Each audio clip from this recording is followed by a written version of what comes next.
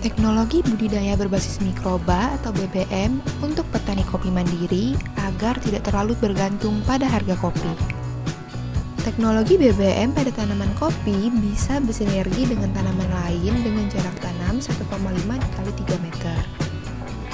Tanaman-tanaman lain yang bisa bersinergi dengan tanaman kopi dibagi menjadi 3 jenis, yaitu untuk tutupan bawah, tutupan tengah, dan tutupan atas. Untuk tanaman tutupan bawah, contohnya yang pertama adalah tanaman arakis. Arakis fungsinya sebagai penambat N dan refugia tanaman berbunga kuning sebagai pengalih perhatian hama.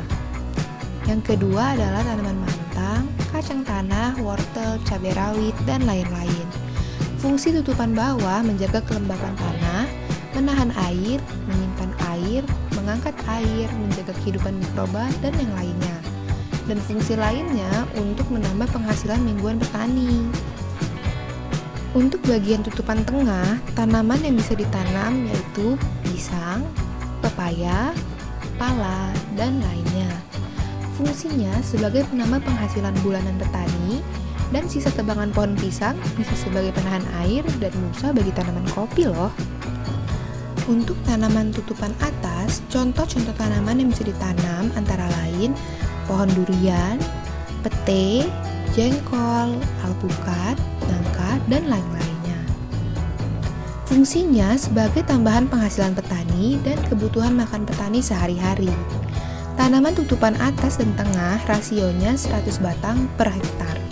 Contoh tanaman pagar kebun sayuran sebagai pengendali hama yaitu pare, serai, kemangi, dan tanaman lain berbunga kuning. Tanaman-tanaman untuk batas tanah dan pekarangan rumah contohnya adalah tanaman kelapa, pinang, aren, sawit, nangka, dan lainnya. Tanam secukupnya saja untuk kebutuhan hidup sehari-hari. Tanaman kelapa dapat memenuhi kebutuhan santan keluarga.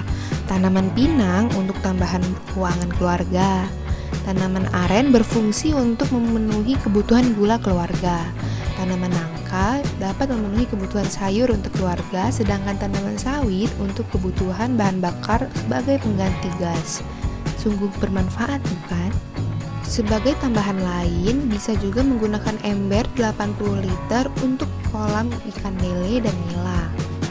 Bila kebutuhan harian keluarga terpenuhi, maka petani tidak perlu lagi bergantung dan tersandera pada harga murah kopi. Petani bisa membuat kopi bermutu seperti petik merah dan penanganan pasca panen yang tepat. Petani bisa juga menahan kopinya bila harga kopi menjadi jatuh saat panen raya.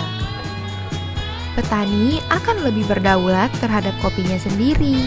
Inilah ketahanan pangan keluarga mandiri petani.